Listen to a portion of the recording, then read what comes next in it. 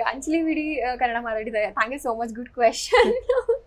ಅದು ಆಕ್ಚುಲಿ ನಿಮ್ಗೆ ಅದ್ರ ಬಗ್ಗೆ ಹೇಳ್ಬೇಕಂದ್ರೆ, ಈಗ ನಿಮ್ಗೆ ಕೋವಿಡ್ ಟೈಮಲ್ಲೆಲ್ಲ ಕ್ಲಬ್ ಹೌಸ್ ಇಟ್ಸ್ ಲೈಕ್ ಒಂದು ಏನಂತಾರೆ, ಎಲ್ರಿಗೂ ಒಂದು ಏನಂತಾರೆ ಕಣ್ ಮನ ಸೆಳಿತಿತ್ತು ಅನ್ನೋ ಒಂದು ಪಾಯಿಂಟ್. ಯಾಕಂದ್ರೆ ಎಲ್ಲರೂ ಮನೇಲೇ ಇರ್ತಿದ್ರು, ಏನು ಎಷ್ಟರಿ ವಾಟ್ಸಪ್ ಕಾಲ್ ಮಾಡ್ತಾರೆ ಅಥವಾ ಎಷ್ಟರಿ ನಿಮ್ಗೆ ಸ್ನ್ಯಾಪ್ ಕಳ್ಸ್ಕೊಂಡು ಕೂತ್ಕೋತಾರೆ, ಏನೋ ಒಂದು ಬೇಕಾಗಿತ್ತು. ಎಲ್ಲರೂ ಬೇರೆ ಹೊಸ ಹೊಸ ವ್ಯಕ್ತಿಗಳನ್ನ ಭೇಟಿ ಹಾಕಂತೂ ಆಗ್ತಿರ್ಲಿಲ್ಲ ಬಿಕಾಸ್ ಆಫ್ ಕೋವಿಡ್. ಆಗ ಬಂದಿದ್ದ ಆ್ಯಪು, ಅದು ಮುಂಚೆ ಇತ್ತೋ ಏನೋ ನಂಗೆ ಗೊತ್ತಿಲ್ಲ, ಬಟ್ ಎಲ್ರಿಗೂ ಕಣ್ಣಿಗೆ ಬಿದ್ದಿದ್ದು ಕ್ಲಬ್ ಹೌಸ್ ಅವಾಗ. ಸೊ ನಾನು ನನ್ನ ಫ್ರೆಂಡ್ ನಿಶಾ ಅಂತದಾಳೆ, ಅವಳು ನನ್ನ ಇನ್ವೈಟ್ ಮಾಡಿದ್ಲು. ಅದು ನಾಮಿನೇಟ್ ಮಾಡ್ತಾರೆ ಗೊತ್ತಾ. ನಾನು ಏನಿದು ಅಂದೆ, ಇಲ್ಲ ಅಮ್ಮು ನೀನು ಬಾ, ಚೆನ್ನಾಗಿರುತ್ತೆ, ನೀನು ಪಟಪಟ ಅಂತ ಮಾತಾಡ್ತೀಯಲ್ಲ, ಇಲ್ಲಿ ಡಿಫ್ರೆಂಟ್ ವೆರೈಟಿ ಜನ ಇರ್ತಾರೆ, ನೋಡುವಂತೆ ಬಾ ಅಂತ. ಓಕೆ ಅಂದ್ಬಿಟ್ಟು ನಾನು ಸೋಷಿಯಲ್ ಮೀಡಿಯಾ ಪರ್ಸನ್ ಅಲ್ಲ ಆ್ಯಕ್ಚುಲಿ. ಇನ್ಸ್ಟಾಗ್ರಾಮಲ್ಲಿ ಸ್ವಲ್ಪ ಆ್ಯಕ್ಟಿವ್ ಆಗಿರ್ತೀನಿ, ಒಂದೊಂದ್ಸರಿ ಆ್ಯಕ್ಟಿವೇ ಇರಲ್ಲ ನಾನು ಆ ಥರ. ಓಕೆ ಫೈನ್, ನನಗೆ ಏನೋ ನೋಡೋಣ ಅಂತ ಸುಮ್ಮನೆ ಇದು ಹೋದೆ ಆಯ್ತಾ. ಅಲ್ಲಿ ನೋಡಿದ್ರೆ ನನಗೆ ಕ್ಲಬ್ ಹೌಸಲ್ಲಿ ಒಂದಿಬ್ರು 3 ಜನ ಫ್ರೆಂಡ್ಸ್ ಆಗ್ಬಿಟ್ರು. ನೀತು ಆ್ಯಂಡ್ ಲೋಚನ್ ಅಂತ, they are my good friends ನಾವು ಆಲ್ಸೋ. ಅವರು ನನಗೆ ಕ್ಲಬ್ ಹೌಸ್ ಫ್ರೆಂಡ್ಸು. ಸೊ ಹಾಗೆ ನಾವು ರೂಮ್ ಕ್ರಿಯೇಟ್ ಮಾಡ್ಕೋತಿದ್ವಿ. ಕ್ಲಬ್ ಹೌಸಲ್ಲಿ ರೂಮ್ ಕ್ರಿಯೇಟ್ ಮಾಡ್ಕೊಂಡು ನಾವು 3 ಜನ ಮಾತಾಡ್ಕೋತಿದ್ವಿ, ನಾನು ಲೋಚನ್ ಆ್ಯಂಡ್ ನೀತು.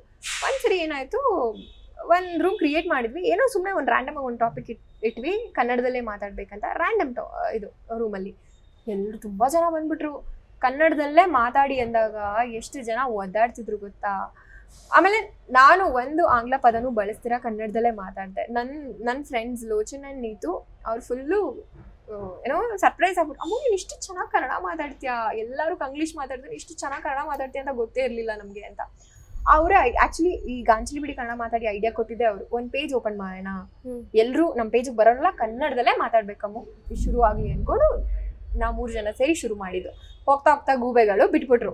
ನಾನೊಬ್ಬನೇ ಅಮ್ಮು ನೀನೇ ಮಾಡಮ್ಮು ಅಂತ. ಆಮೇಲೆ ನನ್ನ ಜೊತೆಗೆ ಈ ನಿಮ್ಗೆ ಇವ್ರು ಗೊತ್ತಿರುತ್ತೆ, ಇವರು ವಿಶ್ವೇಶ್ವರ ಭಟ್ ಸರ್ ಅವರು, ಮತ್ತೆ ಕಿರಣ್ ಸರ್ ಅಂತ ಇದ್ದಾರೆ, ಅವ್ರು ಬಹರೇನಲ್ಲಿದ್ದಾರೆ, ಮತ್ತೆ ಗಣಪತಿ ಭಟ್ ಸರ್ ಅಂತ ಅವ್ರು US ಅಲ್ಲಿದ್ದಾರೆ. ಇವರೆಲ್ಲ ನಮ್ಮ ಕನ್ನಡಿಗರು, ಅನಿವಾಸಿ ಕನ್ನಡಿಗರು, ಎಲ್ಲರೂ ಬೇರೆ ಬೇರೆ ದೇಶದಲ್ಲಿದ್ದಾರೆ. ಅವರಷ್ಟು ಜನ ನಂಗೆ ಸಾಥ್ ಕೊಟ್ರು. ಕಿರಣ್ ಸರ್ ಬಗ್ಗೆ ಹೇಳಲೇಬೇಕು. ಕಿರಣ್ ಉಪಾಧ್ಯಾಯ ಸರ್ ಅವರು ಕನ್ನಡದವರೇ, ಬಟ್ ಆದರೆ ಅವರು ಬಹರೇನ್ ದೇಶದಲ್ಲಿ ಇರ್ತಾರೆ. ಅವ್ರಗಳಿಂದ ಈ ಒಂದು ಪೇಜ್ ಇನ್ನೂ ಮುಂದುವರೆಯಕ್ಕೆ ಶುರು ಆಯಿತು. ಹೋಗ್ತಾ ಹೋಗ್ತಾ ಹೆಂಗಾಯ್ತು ಅಂದರೆ, ಅನಿವಾಸಿ ಕನ್ನಡಿಗರಿಗೋಸ್ಕರನೇ ನಮ್ಮ ಗಾಂಚಲಿ ಬಿಡಿ ಕನ್ನಡ ಮಾತಾಡಿ ಈ ಪೇಜ್ ಇದೆ ಅನ್ನೋ ಥರನೇ ಆಗೋದು. ಯಾಕಂದರೆ ಪ್ರತಿ ವಾರ ನಾನು ಅವ್ರಿಗೋಸ್ಕರ ಒಂದು ಏನೋ ಒಂದು ಕಂಟೆಂಟ್ನ ಹುಡುಕಿ ಅದನ್ನ ಅವ್ರ ಮುಂದೆ ಪ್ರಸ್ತುತಪಡಿಸ್ತಾ ಇದೆ. ಅಂದರೆ ಯಾವುದು, ಈಗ ಫಾರ್ ಎಕ್ಸಾಂಪಲ್ ನಾಗತಿಹಳ್ಳಿ ಚಂದ್ರಶೇಖರ್ ಸರ್ನ ಕರೆಸೋದು, ಅಥವಾ ನಾಗಭರಣ ಸರ್ನ ಕರೆಸೋದು, ಅವರೊಟ್ಟಿಗೆ ಒಂದು ಏನಂತಾರೆ ಒಂದು ಸಂವಾದ ಥರ ಮಾಡೋದಿರ್ಬೋದು. ಈ ಥರದ ಒಂದು ಶುರು ಆಯ್ತು. ಅದು ಒಂದು ಸಿಂಗಿಂಗ್, ಯಾರೋ ಒಂದು ಗುರುಕಿರಣ್ ಸರ್ ಬಂದಿದ್ರು, ಪೊಲಿಟಿಷಿಯನ್, ಆಕ್ಟರ್, ಆಕ್ಟ್ರೆಸ್, ಸಿಂಗರ್, ಈ ಥರ ಎಲ್ಲಾ ಕ್ಷೇತ್ರದಿಂದನೂ ಒಂದೊಂದು ಪರ್ಸನ್ನ ಕರ್ಕೊಂಡ್ಬಂದು ಅಂದರೆ ಒಂದು ಸಂವಾದ ಥರ ಮಾಡ್ತಾ ಇದ್ವಿ. ಬಟ್ ಎಲ್ಲರೂ ಕನ್ನಡದಲ್ಲೇ ಮಾತಾಡಬೇಕಾಗಿತ್ತು. ಆ ಥರದೊಂದು ನಿಬಂಧನೆ ಇದ್ದೇ ಇತ್ತು. ಆ ಥರ ಎಲ್ಲ ದೇಶದಲ್ಲಿರೋ ಕನ್ನಡಿಗರು ಅಟ್ಲೀಸ್ಟ್ ಒಂದೊಂದು ದೇಶದಿಂದ ಒಬ್ಬೊಬ್ಬರಾದ್ರೂ ಇರೋರು.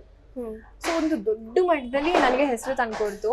ಆ ಹೆಸರು ಕೊನೆಗೆ ಅವರು ಅವ್ರ ದೇಶಕ್ಕೆ ಅಂದರೆ ಅವರದೆಲ್ಲರ ದೇಶಕ್ಕೆ ಕರೆದು ಅವಾರ್ಡ್ ಅಂದರೆ ಒಂದೇನೋ ಒಂದು ಪ್ರಶಂಸೆ ಕೊಡೋ ಥರದ್ದು ಒಂದು ಪ್ರಶಸ್ತಿ ಕೊಡೋ ಥರನೂ ಆಗೋಯ್ತು. ಅಂದರೆ ಅಷ್ಟು ಮಟ್ಟಿಗೆ ಹೆಸರು ತಂದ್ಕೊಡ್ತು. ಇವಾಗ್ಲೂ ಹೊರಗಡೆ ಜನ ಕೆಲವರು ಈ ಕ್ಲಬ್ ಹೌಸ್ ಅಮೂಲ್ಯ ಅಂತಾರೆ, ನನಗೆ ಈ ಎಷ್ಟು ಚೆನ್ನಾಗಿ ಕನ್ನಡ ಮಾತಾಡ್ತೀರಾ ಅಂತಾರೆ. ಯಾ ತುಂಬ ಹೆಸರು ಬಂತು.